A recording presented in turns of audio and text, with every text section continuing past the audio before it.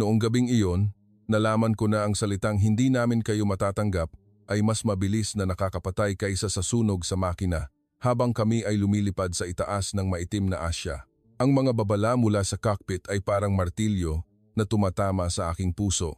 Nagsimulang magkaproblema ang makina.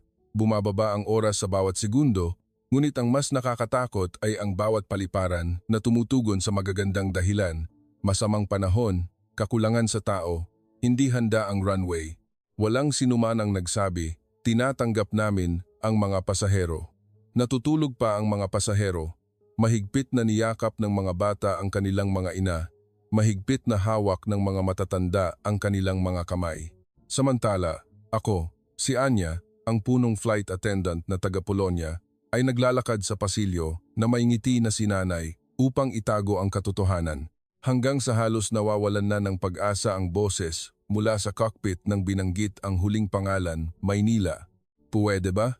At sa sandaling iyon, nang nagtanong ang Pilipinas upang tumanggap ng pananagutan at hindi upang tumanggi, agad kong naunawaan na ang pinakamalakas na bansa ay hindi ang pinakamalakas magsalita, kundi ang bansang ang sistema ay handang tanggapin ka at panagutan ang kaligtasan mo. Nang marinig ko, ang tinatanggap namin kayo, mula sa kabilang linya, hindi ako agad ngumiti. Huminto lang ako sa paghinga sandali, na parang kailangan ng katawan ng patunay na totoo ang salitang ito, hindi isang ilusyon mula sa takot. Ako si Anya, isang punong flight attendant na taga-Polonia, at 17 taon na akong nagtatrabaho sa Himpapawid. 10 taon na nagturo sa akin na sa isang emerhensiya, ang pinakamapanganib ay hindi ang sigaw ng mga pasahero, kundi ang panik na kumakalat sa mata ng mga crew. Dahil kung isa lang ang magkamali sa crew, guguho ang tiwala ng buong eroplano, kaya sinanay ko ang sarili kong maglakad ng mabagal, magsalita ng kaunti, at ngumiti na parang kontrolado ang lahat, kahit minsan nanginginig ang aking kamay sa likod ng aking apron. Nakita ko na ang mga paliparan na may world-class na sistema. Nakita ko na ang mga sistemang maganda pero walang laman. Nakita ko na ang mga taong sumisigaw upang maniwala ang iba. At nakita ko na ang mga taong hindi na kailangang magtaas ng boses dahil nagsasalita na ang sistema para sa lahat. Ngunit inaamin ko, bago ang gabing iyon, isa ako sa mga naimpluwensiyahan ng hindi nakikitang hierarkiya sa aming industriya. Sino ang dapat tawagin muna? Sino ang dapat huling hilingan ng tulong? Ang ilang bansa ay itinuturing na ligtas na pagpipilian. Ang ilan ay mamaya na lang kahit na ang katotohanan ay ang kaligtasan ay wala sa reputasyon kundi sa kahandaang tumanggap ng pananagutan, at noong gabing iyon, ipinakita sa akin ng Maynila ng napakalinaw kahit masakit na pinili ko rin palang maniwala sa mga tsismis kaysa sa katotohanan mula sa datos. Kahit ilang beses na akong naglanding sa Maynila, nakatayo na sa Ninoy Aquino International Airport, nakita na ang pagdagsa ng tao, narinig na ang anunsyo sa maraming wika, nagkamali pa rin akong isipin na sa gabi, kailangang bumagal ang sistema ng sinuman. Kailangang may salitang hintay, konsulta, hindi handa. Bigla akong tinawag ng boses mula sa cockpit. Pumasok ako. Nang itulak ko ang pinto, nakita ko ang mukha ng kapitan na dating kasing digas ng bato ay lumambot. Hindi dahil nawala na ang problema, kundi dahil sa wakas, hindi na kami nag-iisa sa Himpapawid. Itinuro ng co-pilot ang radyo at sinabing humihingi ng karagdagang impormasyon ang Maynila, kasalukuyang posisyon, problema sa makina, natitirang gasolina, bilang ng pasahero, may pat na pasyente ba? Naramdaman ko ang kakaibang pakiramdam dahil ang mga tanong na ito ay hindi tanong kung paano magalang natatanggi, kundi tanong kung paano kayo tatanggapin ng pinakaligtas. Iyon ang pagkakaiba na nagpabalik ng lupa sa ilalim ng paa ng buong cockpit. At ang sumunod na pangungusap na narinig ko mabilis, ngunit mabigat. Gagabayan namin kayo sa ligtas na paglapag. Ipinikit ko ang aking mata sandali. Hindi dahil gusto kong umiyak, kundi dahil kailangan kong pilitin ang aking puso na bumalik sa paggawa ng mga hakbang. Naisip ko ang aking crew sa likod. Naisip ko ang mga pasahero na hindi pa alam kung ilang beses na kaming tinanggihan. Agad kong sinabi sa sarili ko, ngayon, ang aming tungkulin ay hindi ang maging masaya, Ang aming tungkulin ay panatilihin ang katahimikan hanggang makarating sa lupa. Lumabas ako sa cockpit at naglakad pabalik sa pasilyo na tahimik pa rin, isang katahimikan na hindi mo malalaman na ang harap ay isang bangin. Tiningnan ko ang bawat kasamahan, hindi na kailangan ng maraming salita, sapat na ang tinginan. Nagbigay ako ng maliit na senyales, tulad ng sinasanay namin sa loob ng maraming taon. Maghanda para sa mga pamamaraan ng emerhensiyang paglapag, ngunit gawin itong parang pinakanormal na paglapag. Dahil ang mga pasahero ay hindi kailangan ng buong katotohanan. Kailangan nila ng seguridad mula sa amin. Tinanong ako ng isang crew sa pamamagitan ng mata. Tumango ako ng mahina. Iyon lang, at nakita ko ang balikat niya na bumaba ng isang antas na parang kakababa lang niya ng isang mabigat na bato sa kanyang dibdib. Naglakad ako sa likod ng eroplano.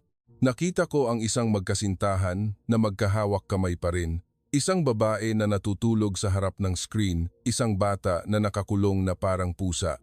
Naisip ko, ito ang tunay na buhay na dala namin.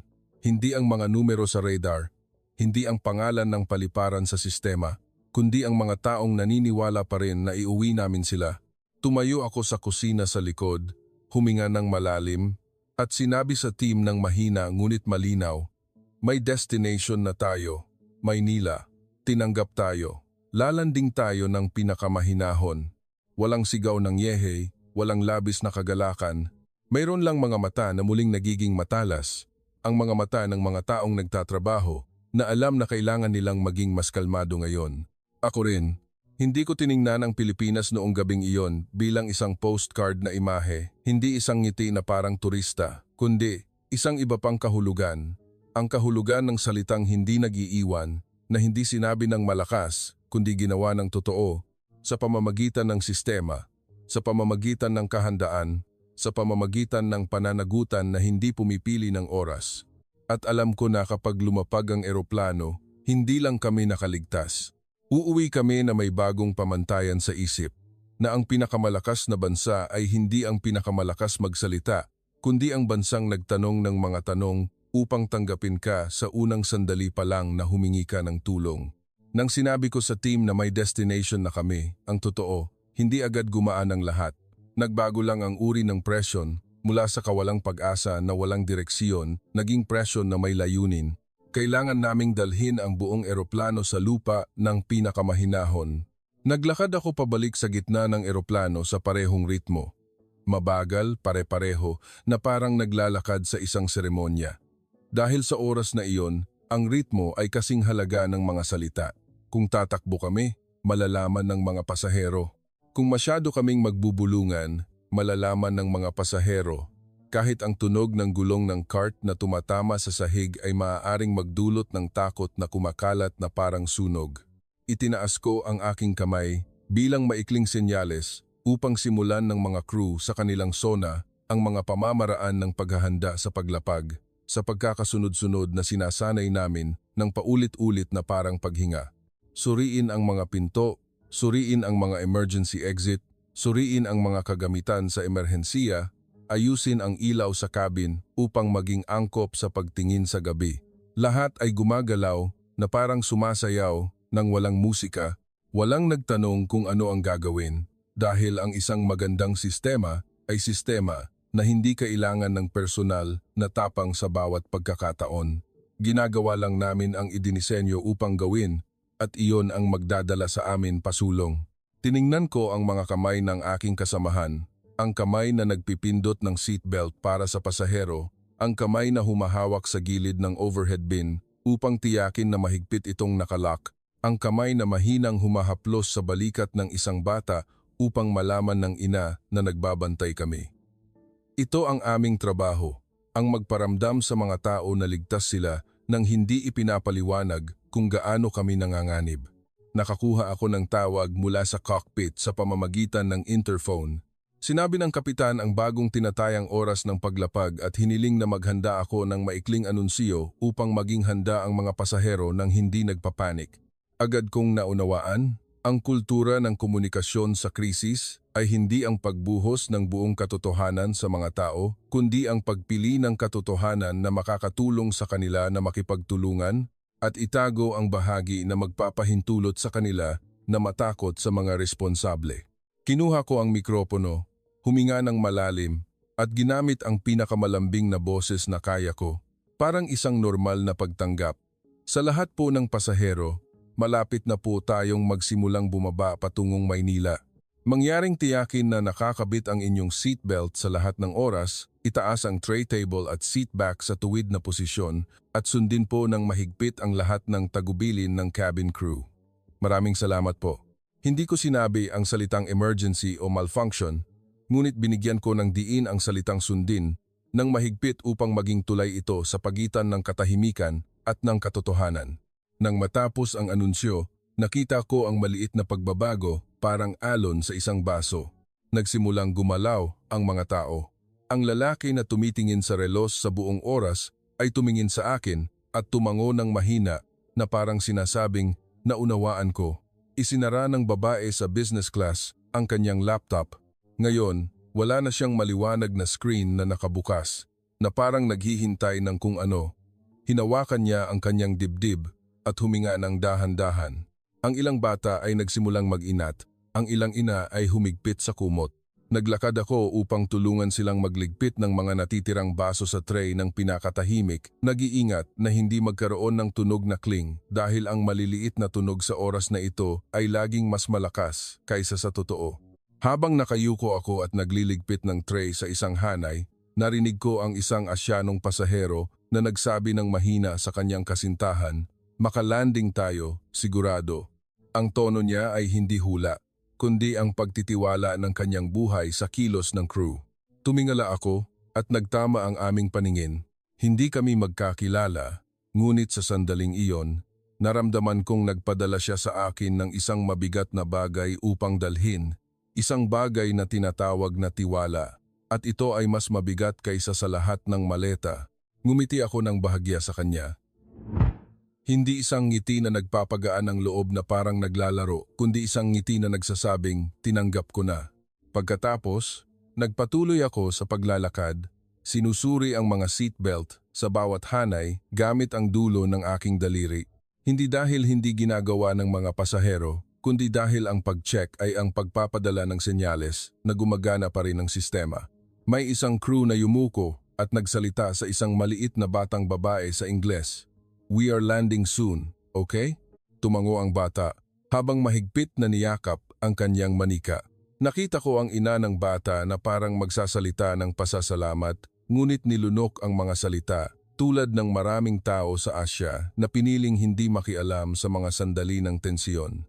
Ang paggalang na automatikong nagiging kooperasyon at naisip ko ang kulturang Pilipino na naranasan ko ng maraming beses, ang kagandahang loob na hindi lang sa pagtatapos ng salita, kundi ang palaging pag-iisip sa iba muna. Kung handa ang sistema ng paliparan sa lupa, tulad ng sinabi nila, kailangan ding handa ang sistema ng mga tao sa eroplano na makipagtulungan. Bumalik ako sa aking pwesto, malapit sa pinto sa harap. Pinakinggan ko ang tunog ng pagbaba ng eroplano na nagsimulang magbago ang tono. Ang katawan ay laging nakakaalam bago ang utak na papalapit na ang mahalagang yugto. Tiningnan ko muli ang aking mga kasamahan.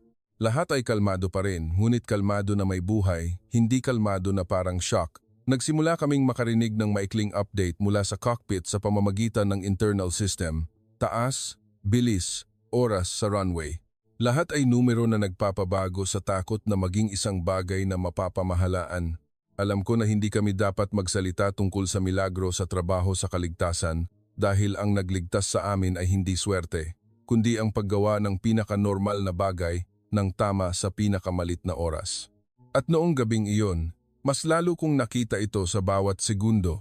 Ang kaligtasan ay hindi malakas na boses, hindi matatamis na pagpapagaan ng loob, kundi ang disiplina ng mga taong nagtatrabaho na alam ang kanilang tungkulin at ang kooperasyon ng mga estranghero na piniling maniwala sa sistema sa halip na sirain ito ng panik. Sa sandaling nagsimulang bumaba ang eroplano, bumalik ako malapit sa pinto, umupo sa aking pwesto, at pinakinggan ang buong mundo sa pamamagitan ng dalawang tunog. Ang isang tunog ay ang makina na nagbabago ng tono ayon sa presyon. Ang isa ay ang tunog ng radio mula sa Maynila na kasing tahimik ng malinaw na tubig. Walang labis na pangungusap, walang labis na pagpapagaan ng loob, ngunit bawat salita ay nagbigay ng hangganan sa takot. At kapag may hangganan ang takot, mapapamahalaan ito. Nagpadala ng senyales ang kapitan sa pamamagitan ng internal system na papasok na kami sa approach. Hindi ko nakita ang buong larawan sa cockpit, ngunit alam ko ang ritmo. Ito ang yugto kung saan ang pinakamaliit na pagkakamali ay may pinakamataas na presyo. At ito ang yugto kung saan kailangang patunayan ng paliparan na gaano katatag ang kanilang salitang tinanggap. Muling pumasok ang boses mula sa Manila Control Tower sa magalang na tono na nakasanayan ko na sa tuwing lumalapag ako rito. Kinumpirma ang antas, kinumpirma ang bilis, ang heading. Ang mga utos ay sunod-sunod na parang hagdan, hindi parang batong inihagis sa amin. Walang salitang hintay muna, may problema, walang pag-uulit ng tanong na nag-aaksaya ng oras. Para silang naglalagay ng sinulid para hawakan namin bawat isa, at dinala kami mula sa madilim na kalangitan patungo sa lupa ng matatag. Naisip ko ang mga naunang tugon mula sa maraming lugar. Ang mga tugon na nagpapaliwanag ng maganda, ngunit hinayaan kaming lumutang sa kawalang katiyakan, ngunit ang boses mula sa Maynila ay iba. Nagbigay ito ng katiyakan, hindi dahil sila ay labis na kumpiyansa, kundi dahil handa silang tumanggap ng pananagutan mula nang magsimula silang magtanong ng unang set ng tanong. Narinig ko ang kapitan na tumugon ng maikli, malinaw, na parang may kinakausap na tao sa radio. Naunawaan. Salamat. At tumugon ang kabilang linya sa pangungusap na hindi ko inakalang magiging ganoon kalakas sa gabing ito. Gagabayan namin kayo hanggang sa runway ng ligtas. Hindi ito salitang pinapayagan, kundi gagabayan. Ang pagkakaiba ng mga salita ay napakaliit sa wika, ngunit napakalaki sa pakiramdam. Dahil ang pinapayagan ay ang paglalagay ng kondisyon, ngunit ang gagabayan ay ang pagtayo sa tabi mo hanggang matapos. Dati, inisip ko na ang kaligtasan ay mga kagamitan, teknolohiya at mga pamamaraan. Ngunit noong gabing iyon, nagsimula akong maunawaan na ang kaligtasan ay isa ring kilos ng mga taong nagtatrabaho na handang akuin ang mabigat na bahagi para sa iba sa pamamagitan ng sistema na pinaniniwalaan nila. Inilipat ko ang aking paningin sa data screen na nakikita ng ilang crew mula sa malayo. Maraming maliliit na tuldok ang nakakalat na parang bituin sa itim na lupa iyon ang ibang eroplano na gumagalaw sa parehong lugar. Nakita ko na ang ganitong sitwasyon at nagiging mahaba itong paghihintay, pag-ikot, pagkalkula ng gasolina, negosasyon sa pila. Ngunit ngayong gabi, hindi ito nangyari. Ang boses mula sa Maynila ay hindi nag-utos sa sinuman na maghintay ng walang direksyon. Nagbigay sila ng ruta, antas, oras, na parang may schedule na sila sa kanilang isip at inaayos nila ang lahat ng eroplano na dumaan sa iisang channel nang hindi nagbabanggaan. Hindi dahil sila ay masuwerte, kundi dahil may center sila na gumagana na parang puso ng sistema. Naisip ko ang larawan sa ibaba. Ang ground crew na hindi tumatakbo upang magpakita ng kasipagan, kundi gumagalaw ayon sa kanilang pwesto ng tahimik. Ang isa ay naghahanda ng boarding bridge, ang isa ay naghahanda ng fire truck, ang isa ay naghahanda ng emergency medical team, ang isa ay naghahanda ng seguridad.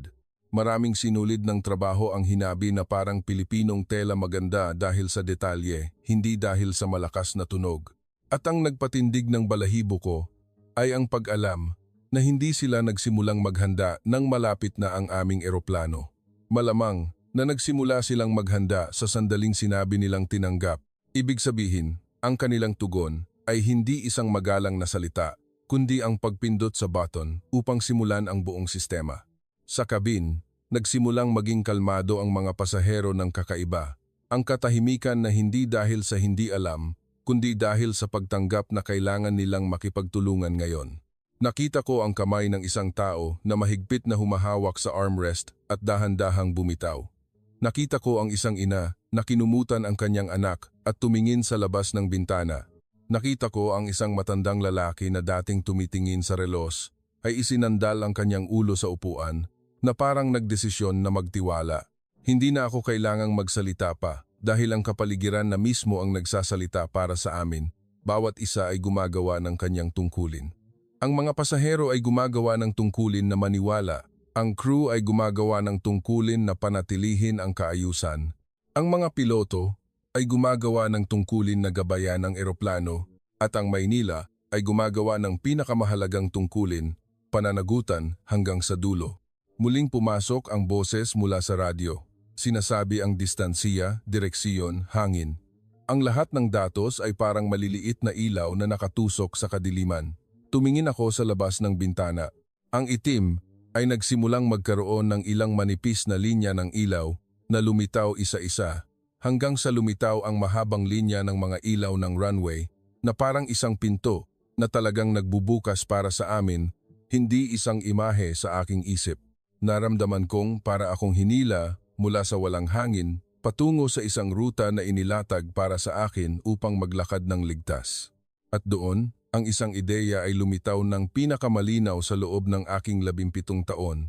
Ang malakas na bansa ay hindi ang bansang pinakamahusay magsalita ng walang anuman, kundi ang bansang nagsasabing tinatanggap at ginagawa itong totoo sa pamamagitan ng sistema na hindi natitinag kahit hating gabi.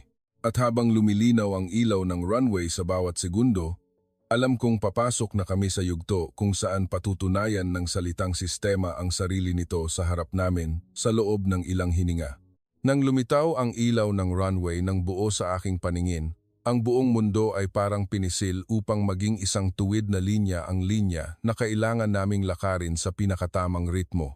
Tahimik akong umupo sa aking pwesto, pinakinggan ang tunog ng hangin na humahagupit sa katawan ng eroplano na nanginginig ng mahina ayon sa drag ng hangin.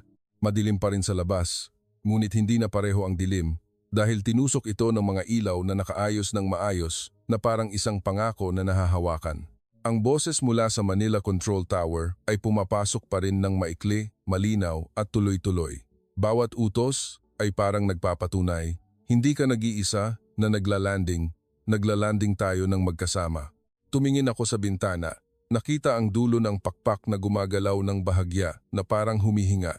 Samantala, sa cabin, ang mga tao ay tahimik na naririnig ang tunog ng seatbelt na tumatama sa lock paminsan-minsan. Ang tunog na iyon ay hindi gulo, kundi ang tunog ng kooperasyon. Nakita ko ang isang ina na mahinang tinakpan ang tainga ng kanyang anak. Hindi dahil sa takot sa ingay, kundi dahil gusto niyang matulog pa ang kanyang anak hanggang matapos ang lahat. Nakita ko ang matandang lalaki na dating nakakuyom ang kamay ay dahan-dahang binuksan ang kamay at inilagay sa kanyang kandungan na parang taong nagtitiwala ng kanyang buhay sa sistema. Ang ilang pasahero ay nakapikit, ang ilan ay tahimik na nakatingin sa labas. Walang tumayo, walang nagtanong, walang sumusubok na maging importante sa oras na kailangan ng lahat na maging pantay. Nang bumaba ang eroplano na parang maaabot na ang lupa, naramdaman ko ang pagbabago sa presyon. Isang pakiramdam na alam ng mga taong nagtatrabaho sa himpapawid nang hindi tinitingnan ang mga numero. At biglang, narinig ang tunog ng mga gulong na tumama sa runway ng isang beses, maikli, na sinundan ng panginginig na dumaan sa aking buto, na parang may mahinang kumatok sa mundo. Napabuntong hininga ako nang hindi ko sinasadya. Hindi iyak, hindi tunog ng kagalakan, kundi ang tunog ng taong kakatapos lang magbaba ng isang mabigat na bagay mula sa dibdib pansamantala. Dahil alam ko na, ang pagtapak sa lupa ay hindi pa kumpletong kaligtasan hanggang sa tuluyan kaming huminto at maayos na mapamahalaan ang lahat pagkatapos ng paglapag. Dahan-dahang bumaba ang bilis ng eroplano. Ang tunog ng reverse thrust ay malakas sa labas na parang dagundong na kinokontrol ng may disiplina. Ang mga ilaw sa tabi ng taxiway ay gumabay sa amin ng tumpak at sa sandaling iyon, nakita ko ang larawan na muling nagpabago sa aking paniniwala. Sa labas ng bintana, may mga fire truck na nakaparada sa posisyon na parang mga bantay na nagbabantay. May mga ambulansya na nakabukas ang ilaw ngunit hindi gulo. Walang tumatakbo ng nagkakagulo para may mag-video, walang sigawan sa buong paliparan. Ang lahat ay nasa lugar nito. Para bang ang Pilipinas ay hindi lang umaasa na makaligtas kami, kundi naghahanda para makaligtas kami bago pa man namin makita ang lupa. Ang eroplano ay huminto. Hindi pa masyadong maliwanag ang ilaw sa cabin. Ang lahat ng crew ay kinokontrol pa rin ang ritmo tulad ng dati. Tumayo ako muna at nagsalita sa malambot ngunit matatag na boses, sinasabihan ang mga pasahero na manatiling nakaupo. mangyaring umupo po muna. Mayroon po kaming koordinasyon upang tanggapin muna ang mga pasahero na nangangailangan ng tulong. Maraming salamat sa inyong kooperasyon. Ang pangungusap na ito, kung sinabi sa ibang bansa, ay maaaring magdulot ng kalituhan, ngunit dito, ang naganap ay katahimikan. At sa katahimikan na iyon, may unawaan na pumaloob. Tumingin ako sa harap. Mabilis, ngunit magalang na umakyat ang Filipino Emergency Medical Team sa eroplano. Hindi sila nagtulak, hindi sila nagmadali hanggang sa nawalan ng proper etiquette, ngunit bawat hakbang nila ay may layunin na parang sinanay na. Alam nila ang numero ng upuan, ang ruta, alam nila kung ano ang gagawin nang hindi nagtatanong sa amin ng 10 beses kahit na ang impormasyon na ipinadala namin ay limitado. Agad na huminto ang medical team sa hanay ng pasyente, sinuri ang kondisyon, inayos ang posisyon, maingat na inangat sa stretcher na parang nag-aangat ng mahalagang bagay. Automatikong umalis ang mga tao sa hanay. Walang tumayo at humarang, walang nagvideo, walang nagtanong kung bakit hindi sila pinauna.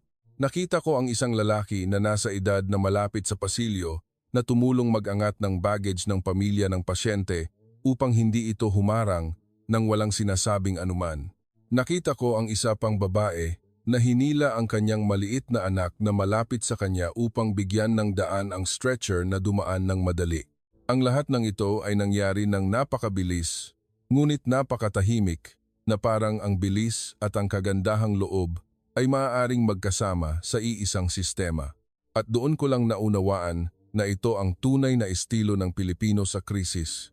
Hindi na kailangan ng malakas na tunog, hindi na kailangang ipahiya ang sinuman, hindi na kailangang agawin ang eksena, kundi ang dalhin ang lahat sa pinakaligtas na paraan. Nang mailabas ang pasyente, humarap sa akin ang medical team at tumango ng mahina, isang maikling komunikasyon na nagsasabing natanggap na nila ang responsibilidad.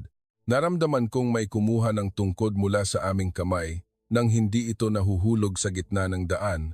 Pagkatapos, nagsimula ang normal na proseso ng paglabas. Bumukas ang pinto, dumating ang boarding bridge sa tamang oras. Ang mga ground staff ay nagbigay ng hand signal ng tumpak na parang wika na hindi kailangang isalin.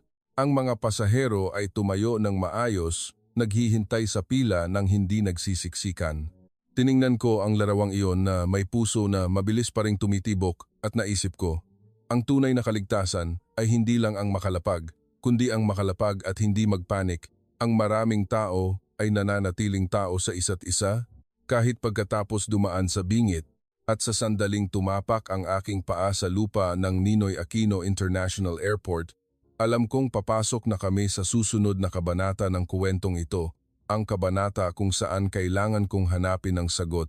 Sino ba talaga ang nagpatatag sa buong madilim na gabing ito upang hindi ito gumuho?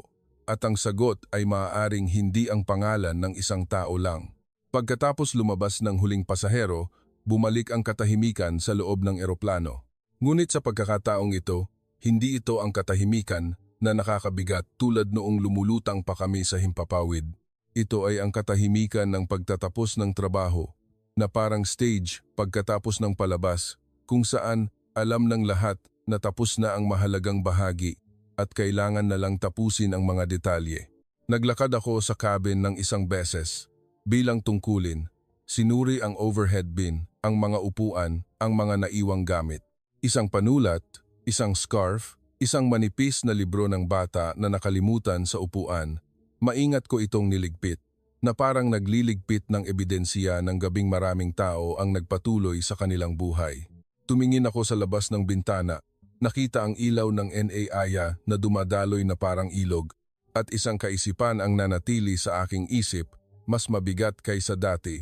Hindi lang sino ang tumulong sa amin, kundi ano ang nagpahintulot sa kanila na tumulong sa ganitong paraan.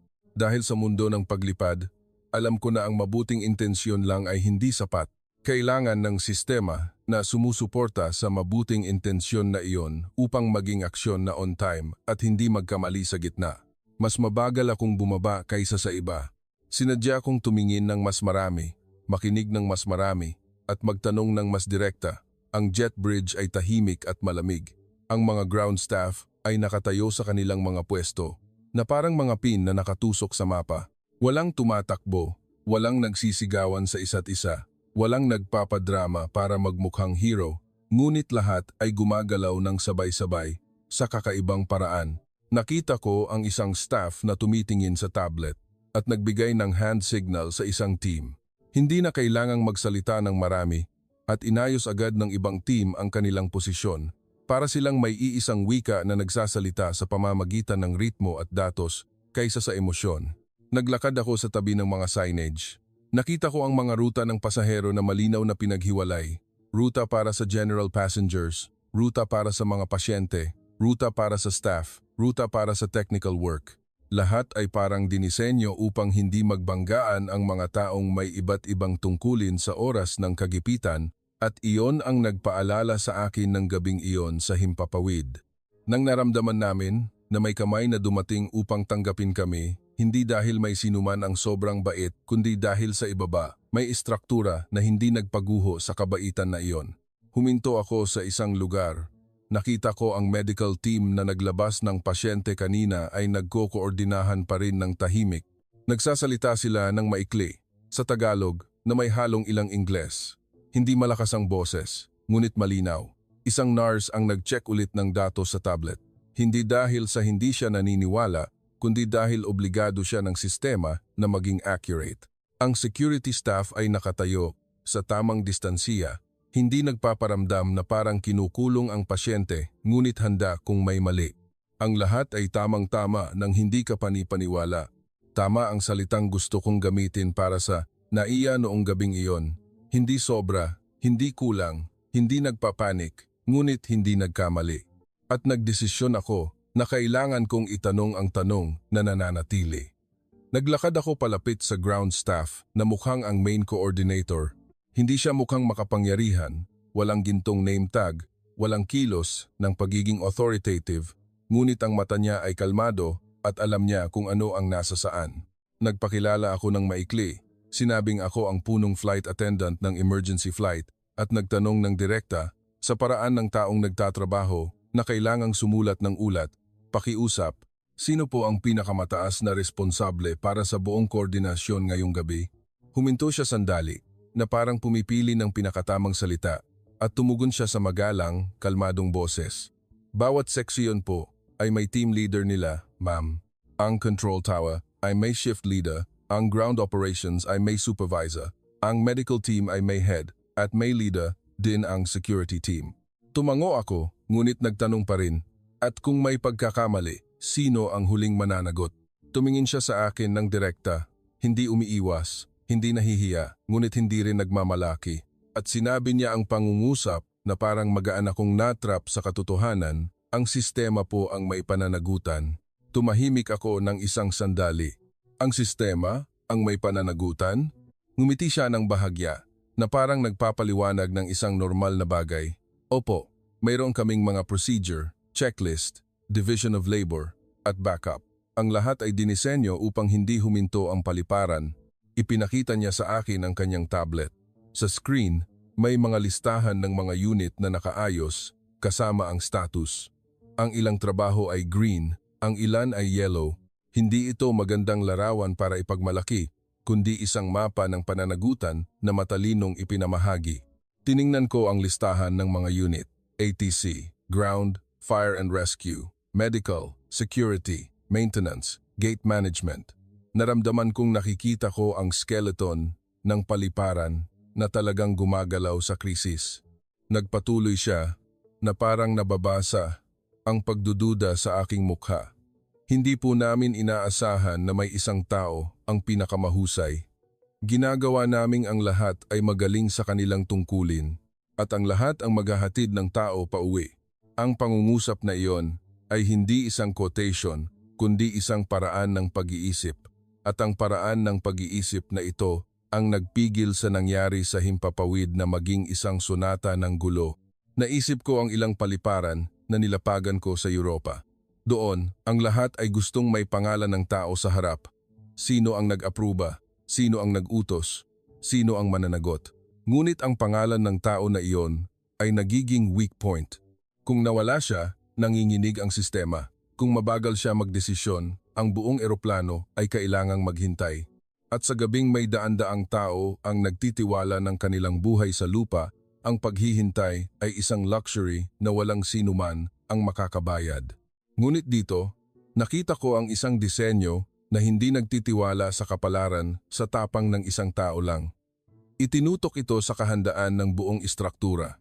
Nagtanong ako ng mahina, at bakit napakabilis ninyo kahit na hating gabi? Tumugon siya ng maikli, dahil nagsasanay kami. At dahil naniniwala kaming hindi pumipili ng oras ang emerhensiya. Ang tugon niya ay nagpadama sa akin ng paghanga at pagkapahiya. Paghanga dahil totoo ito. Pagkapahiya dahil naging bahagi ako ng mundo na tinitingnan ang ilang bansa bilang huling pagpipilian nang hindi nagtatanong kung gaano kahanda ang kanilang sistema.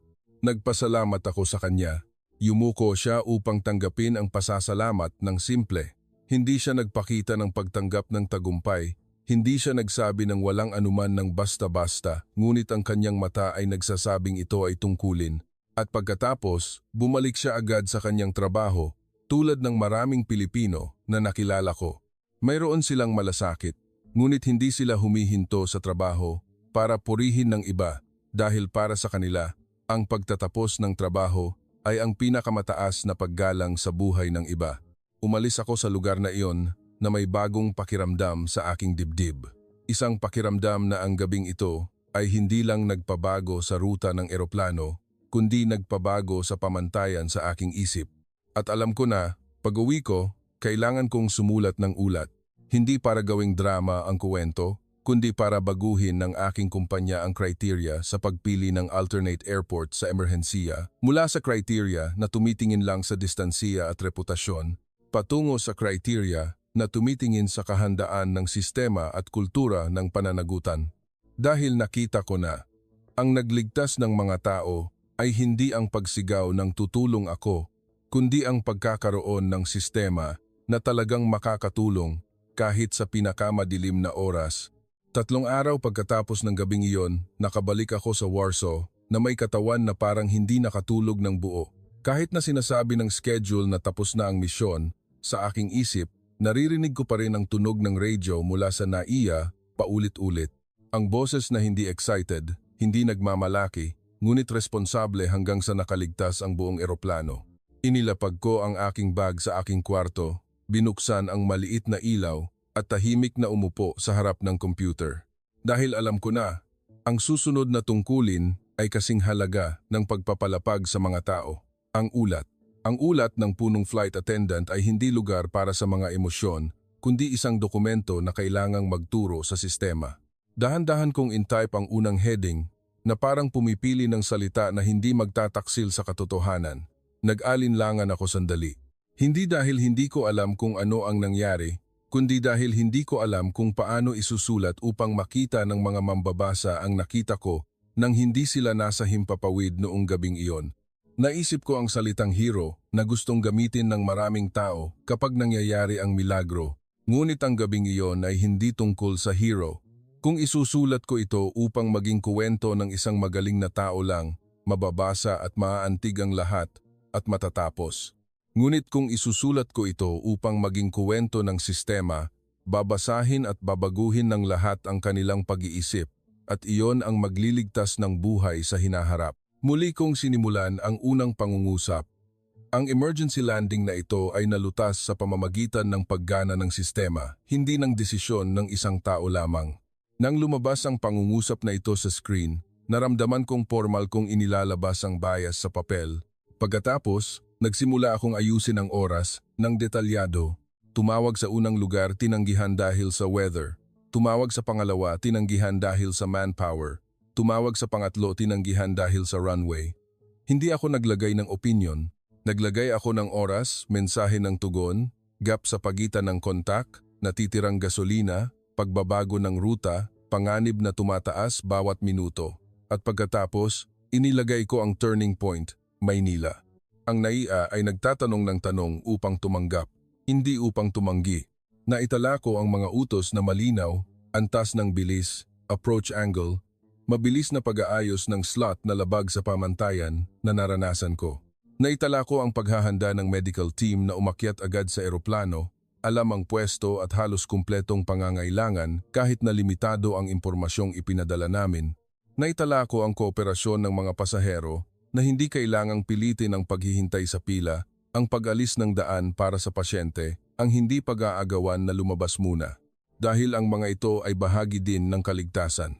Nagsulat ako ng nagsulat hanggang sa ang mga numero at facts ay naayos upang maging isang kwento na hindi na kailangang lagyan ng kulay upang maging matatag.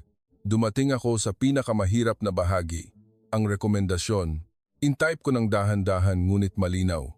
Iminumungkahi na baguhin ang criteria sa pagpili ng alternate airport sa emergency at bigyang diin ang kahandaan ng sistema. Tuloy-tuloy na tugon at kakayahang panagutan hanggang matapos kaysa sa pagtingin lang sa distansiya at laki ng paliparan. Hinawakan ko ang aking kamay sa keyboard at tiningnan ang pangungusap na iyon ng matagal dahil hindi lang ito rekomendasyon sa trabaho. Ito ay ang deklarasyon na tumigil na akong maniwala sa lumang ranking. Inililipat ko ang paggalang ko sa lugar na nararapat sa tunay na pananagutan, hindi sa reputasyon. Ipinadala ang ulat sa Operations Department. Kinabukasan, may pumasok na email na maikli, ngunit nagpatibok sa aking puso. Ibinahagi ang aking ulat sa buong flight team. Nakita ko ang mga pangalan ng maraming kapitan na hindi ko pa nakakausap na nagpadala ng mga tanong. Talaga bang napakabilis? Nagawa pa rin ba nila iyon sa hating gabi? Talaga bang walang gulo? Sumagot ako sa bawat isa gamit ang tanging bagay na pinakakumpiyansa ako, datos at karanasan. Opo, opo, opo. Hindi ako nagdagdag, hindi ako nagparinig. Hindi ko sinabing sobra sa totoo ito. Kinumpirma ko lang na ang inakala naming imposible ay nangyari dahil may sistema na nagpahintulot na mangyari ito at may kultura ng pagtatrabaho na hindi ginamit ang gabi bilang dahilan. Isang linggo pagkatapos, muli akong nakaschedule sa Asia. Ngayon, ang ruta ay patungong Shanghai. Bago ang flight, may briefing kami, tulad ng dati. Tinanong ng kapitan ang parehong tanong na narinig ko na sa loob ng maraming taon. Kung may emerhensiya, saan ang ating primary alternate airport? Dati, lalabas ang sagot ng automatiko, ang mga lumang pangalan na inakala ng lahat na pinakaligtas. Ngunit ngayon, narinig ko ang sarili kong nagsalita ng bagong pangalan, bago pa man ang iba, na iya po ang angkop. Tumahimik ang kwarto sandali. Pagkatapos, tumango ang kapitan na parang nagdesisyon na, nabasa ko ang iyong ulat, sinabi niya sa kalmado ngunit matatag na boses. Mula ngayon, dapat nating isipin ang Maynila. Napangiti ako nang hindi sinasadya. Hindi ngiti dahil nanalo ako sa sinuman, kundi ngiti dahil alam ko na ang karanasan ng isang gabi ay talagang makakapagpabago ng pamantayan ng buong organisasyon. At nang umakyat ako sa eroplano, naisip ko ang staff na iyon sa NAIA na nagsabing, ang sistema ang may pananagutan. Maaring hindi niya alam na ang kanyang kalmadong salita ay naglakbay sa kontinente upang baguhin ang criteria sa pagdesisyon ng isang kumpanya ng eroplano sa Europa. At sa isang gabi sa hinaharap, maaari itong magligtas ng buhay ng mga taong hindi ko pa nakikita. Iyon ang kadakilaang Pilipino na natutunan ko. Hindi na kailangang mag-anunsyo, hindi na kailangang itaas ang sarili, gawin lang ang tungkulin hanggang sa dulo at ang katotohanan ang gagawa ng trabaho ng advertisement. At mula noon, sa tuwing maririnig ko ang salitang hindi kami tumatanggap, palagi kong naiisip ang isa pang mas matatag na salita. Tumatanggap kami na sinabi at ginawa ng totoo sa pamamagitan ng sistema, sa pamamagitan ng kagandahang loob at sa pamamagitan ng puso na hindi nag-iiwan ng sinuman sa likod. Pagkatapos maibahagi ang ulat sa operations team, hindi nagbago ang aking buhay trabaho ng malaking malaki sa isang gabi. Ngunit nagbago ito sa paraang gusto ng sistema na magbago, tahimik, unti-unti. At isang araw, paglingon mo, makikita mong hindi na ito pareho. Sa briefing room, mas madalas nang binabanggit ang pangalan ng NAIA, parang unti-unti itong umaakyat sa mapa ng isip ng mga taong dating may matatag na order. Ang ilang kapitan ay nagsimulang magtanong ng mga tanong na hindi nila tinanong noon. Gaano kahanda ang ground team ng paliparan na iyon sa gabi? Gaano katagal ang koordinasyon ng emergency medical team? Ano ang kanilang backup system? Ang mga tanong na ito ay nagpadama sa akin ng ginhawa dahil ibig sabihin nito, Humihinto na kami sa pagpili ng kaligtasan batay sa reputasyon at nagsisimula na kaming pumili batay sa tunay na kahandaan. At kapag nagsimulang magtanong ng tamang tanong ang organisasyon, nagsisimula itong maglakad sa tamang daan. Nagbago rin ang aking maliliit na gawi. Hindi ko na tinitingnan ang paliparan bilang isang lugar lang upang magbago ng pasahero. Tinitingnan ko ito bilang isang makina ng pananagutan na kailangang gumana sa ilalim ng matinding presyon. At habang mas madalas akong lumilipad sa Pilipinas, mas lalo kong nakikita ang parehong bagay sa bagong mata. Ang dating nakikita kong gulo ng malaking lungsod ay nagiging kaayusan sa ibang forma. Kaayusan na hindi matigas, kundi flexible, na parang pagsasayaw na alam ang sariling ritmo. Ilang beses pa akong naglanding sa Maynila pagkatapos noon. Minsan, para lang mag-refuel. Minsan, para tumanggap ng bagong pasahero. Minsan, isang normal na flight lang na walang nangyayari.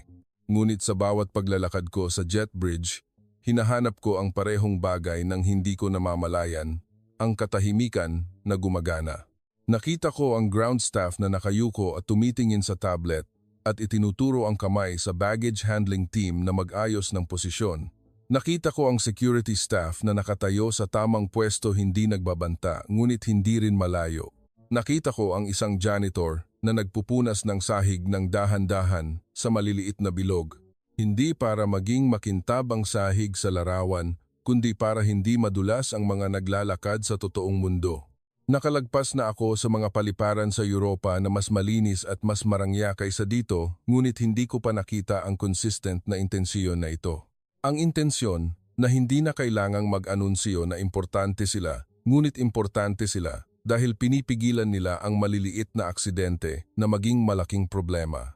Isang araw, may kaunting oras pa ako bago mag-boarding. Umupo ako malapit sa bintana sa crew rest area. Nakikita ko ang bahagi ng tarmac. Maraming eroplano ang nakaayos na parang kawan ng steelbirds na nagpapahinga ng pakpak. Ang mga tao sa ibaba ay gumagalaw sa maliliit na linya, ngunit hindi sila nagkakalat.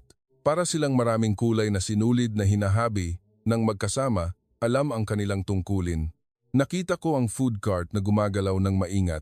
Nakita ko ang stairs truck na lumalapit sa isang eroplano at humihinto sa tamang posisyon. Nakita ko ang mga flashing light na nagkokomunika ng hindi nagsisigawan. At isang larawan ang pumasok sa aking isip nang hindi inimbitahan. Ang gabi na tinanggihan kami ng paulit-ulit.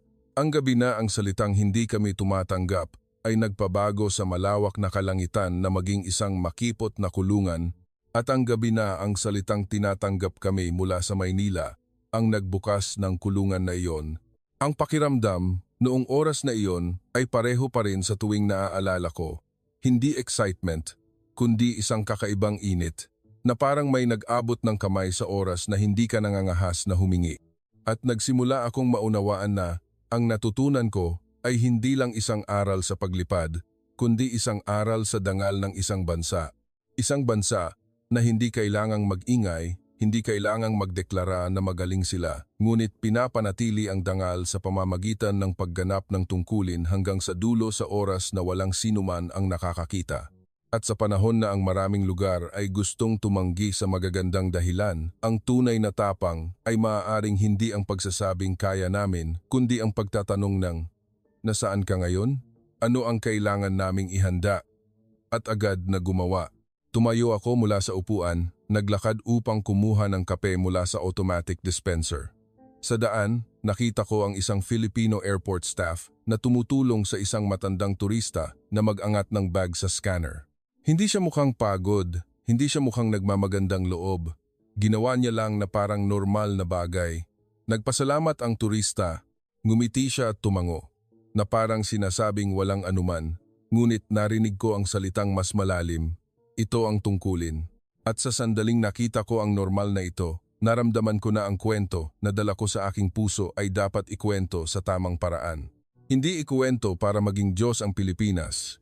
Hindi ikwento para maging masama ang ibang bansa, kundi ikwento upang magbago ang mga tao ng kriteria tulad ng pagbabago ko. Dahil ang kriteria ang nagtatakda kung sino ang makakakuha ng pagkakataon na magligtas ng buhay sa hinaharap. Nangako ako sa sarili ko ng tahimik na kung ikukuwento ko ang kuwentong ito, ikukuwento ko ito ng may paggalang sa facts, sistema at sa mga taong nagtatrabaho na hindi humihingi ng papuri ngunit nararapat sa tiwala. At hindi ko gagamitin ang salitang milagro ng mas madalas kaysa sa salitang paghahanda. Dahil iyon ang esensiya ng gabing iyon, ang gabi na nagturo sa akin na ang ilang kadakilaan ay dumarating ng tahimik. At kapag mas tahimik, mas mapagkakatiwalaan. Nagsimula akong mapagtanto na kung itatago ko ang kuwentong ito sa ulat lang, magbabago lang ang mga procedure sa kumpanya. Ngunit kung ikukuwento ko ito sa tamang paraan, maaari itong magpabago ng paraan ng pag-iisip ng daan-daang iba pang taong nagtatrabaho na hindi pa nakakakita ng gabing ganoon. Ayaw kong maging viral video ito na iiyak ang mga tao ng 2 minuto at mag-i-scroll na. Gusto kong maging isang bagong pamantayan ito na iisipin ng mga tao sa tuwing kailangan nilang magdesisyon sa ilalim ng takot. Dahil sa impapawid, walang sinuman ang may karapatang pumili ng pinakamagandang sagot. May karapatan lang tayong pumili ng sagot na magliligtas ng buhay. At sa kalangitan, nakita ko ang sagot na iyon sa porma ng sistema ng Pilipinas. At kung hindi ko ito ipapasa, para akong taong tinulungan at hindi nag-abot ng tulong sa susunod na tao. Nang araw na iyon, pagkatapos ng trabaho, umupo ako sa isang maliit na table sa crew rest area. Nagbukas ako ng bagong note sa aking telepono at in-type ang heading bilang maikling pangungusap. Hindi tungkol sa milagro, kundi sa sistemang hindi nag-iiwan. Nilayon kong ikuwento ito nang hindi ginagawang alamat ang Pilipinas hanggang sa isipin ng mga tao na hindi ito magagaya. Dahil ang tunay na kadakilaan ay kailangang maulit. Hindi mangyari ng minsan at matapos na. Isinulat ko ang outline ng simple. Nagsimula sa paulit-ulit na pagtanggi. Hindi na kailangang maglagay ng galit. Hindi na kailangang maglagay ng pangkutya. Hayaan lang na makita ang katotohanan na ang dahilan ay madalas na ginagamit bilang pader kapag ayaw tumanggap ng pananagutan ng mga tao. Pagkatapos, ipakita ang pagkakaiba ng Pilipinas, ang tanong na tinanong upang tumanggap, hindi upang tanggihan, at ang tuloy-tuloy na utos hanggang sa hindi kami naligaw. At pagkatapos, pumunta sa larawan sa lupa na talagang nagpapaninawala sa akin na hindi ito galing ng isang tao lang, kundi isang makina ng pananagutan na sinanay, dinisenyo, at pinanghawakan bilang kultura. Alam ko na kung ikukuwento ko lang ito ng nakatuon sa pakiramdam, ang matatandaan lang ng mga tao ay ang pagkaantig. Ngunit kung ikukuwento ko ito upang makita ang mekanismo, ang matatandaan ng mga tao ay ang criteria. At ang criteria na ito ang magliligtas ng buhay sa hinaharap. Kinabukasan, bago sumakay sa flight, nakilala ko ang isang batang piloto na kaka-transfer lang sa Asia route. May hawak siyang briefing documents at nagtanong sa akin na may pagdududa sa mukha. Anya, talaga ba? Bakit mo iminungkahi ang NAIA bago ang ilang malalaking paliparan? Hindi ba iyon risky? Ang tanong na iyon ay nagpangiti sa akin dahil iyon ang parehong tanong na nasa isip ko noon. Hindi ako sumagot ng may emosyon. Sumagot ako gamit ang pinakamaikling pangungusap na papayagan ng katotohanan. Dahil sa krisis, ang mahalaga ay hindi kung gaano kalaki, kundi kung gaano kalayo ang kaya nilang panagutan. Tumahimik siya sandali, na parang ang sagot na iyon ay humipo sa isang bagay na hindi pa niya nasusukat. Nagdagdag ako ng bahagya na parang taong ayaw magturo, ngunit ayaw siyang maligaw. Hindi ko sinasabing ang Pilipinas ang pinakamahusay sa lahat. Ngunit noong gabing iyon, ginawa nila ang hindi kayang gawin ng maraming lugar. Hindi nila ginamit ang gabi bilang dahilan at hindi nila kami hinayaan na lumutang sa kawalang katiyakan. Tumango ang batang piloto at tumingin sa dokumentasyon sa kanyang kamay na parang binabasa ito muli sa bagong mata. Nakita ko ang larawang iyon at naramdaman ko na nagsimula na ang pagpasa ng kaalaman kahit na nagsimula lang sa isang tao. Pagkatapos ng ilang araw, ipinadala ko ang maikling draft ng kuwento sa ilang kasamahan, hindi para humingi ng papuri, kundi para magtanong, kung babasahin mo ito, babaguhin mo ba ang paraan ng pagpili ng alternate airport? Ang ilang tumugon ay nagsabi, hindi ko naisip ang backup system ng ganito kalaki. Ang ilang nagsabi, hindi ko naisip na ang kilos ng paliparan ay makakaapekto sa katahimikan ng cockpit. At may isang nagsabi ng pangungusap na nagpakita sa akin na ang kuwentong ito ay dapat ipagpatuloy. Gusto kong magsanay ng mas marami, hindi umasa sa swerte. Nagpakalma ako ng matagal dahil iyon ang gusto kong marinig. Hindi ang taong nagsasabing gaano kagaling ang Pilipinas, kundi ang taong nagsasabing kailangan kong maging mas mahusay. Dahil ang tunay na aral ay hindi nagpapatanaw sa atin sa ibang tao lang, kundi nagpapatanaw sa atin sa ating sarili at nagpapahintulot sa atin na aminin na may bias tayo na kailangang ilagay. Naisip ko ang gabi na kami ay nasa itaas ng madilim na Asya. Halos walang makita, ngunit ang mga utos mula sa NAIA ang nagbigay ng daan sa kadiliman. At naisip ko ang isang pangungusap na sinulat ko sa ulat. Ang sistema ang may pananagutan. Noong oras na iyon, parang isang simpleng paliwanag. Ngunit ngayon, ito ay nagiging isang panata sa aking puso. Kung ako ay bahagi ng sistema, kailangan kong gawin itong mapagkakatiwalaan, hindi sa salita, kundi sa pagganap ng tungkulin hanggang sa dulo. At ito ang dahilan kung bakit hindi ko malilimutan ang Pilipinas. Hindi dahil may utang na loob ako sa romantikong paraan, kundi dahil tinuruan ako ng Pilipinas na ang totoong bagay ay nagpapatunay sa sarili nito ng tahimik. At kapag nakita mo na ang totoong bagay, wala kang karapatan na maniwala sa mga tsismis tulad ng dati. Noong gabing iyon, sa kalangitan, inakala kong ang kaaway ay ang makina na nagbibigay ng babala. Ngunit ngayon, alam ko na ang mas nakakatakot kaysa sa malfunction ay ang iwan sa kawalang katiyakan. Dahil kapag walang tumanggap, mawawala ang pag-asa bago pa maubos ang gasolina at magsisimulang gumuho ang buong eroplano mula sa loob. Ngunit ang Pilipinas, ang NAIA, ay hindi lang nagbigay sa amin ng runway. Nagbigay sila sa amin ng angkla. Nagbigay sila sa amin ng kaalaman na may nananagot hanggang matapos. Ang salitang tumatanggap kami na sinabi sa kalmadong boses noong gabing iyon ay mas malakas kaysa sa anumang warning signal. Hindi ito pampagaan ng loob, kundi ang sistema na gumagana ng totoo, ang team na nag-ayos ng totoo, at ang kultura na hindi ginamit ang kadiliman bilang dahilan.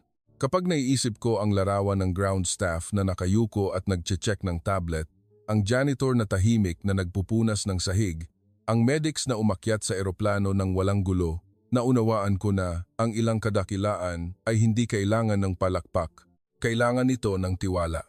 At ang tiwala ay nagmumula sa pagiging paulit-ulit, hindi swerte. Kaya, dinadala ko ang gabi ng Pilipinas sa bawat flight. Hindi para ikuwento upang ma-excite ang mga tao, kundi para paalalahanan ang sarili ko at ang lahat na ang tunay na pamantayan ay hindi kung sino ang pinakamalakas, kundi kung sino ang makakapanagot hanggang sa dulo. At hanggat nagtatrabaho ako sa himpapawid, hindi ko malilimutan ang ilaw ng runway ng Pilipinas. Ang ilaw na nagturo sa akin na maniwala sa sistema at maniwala sa tao muli.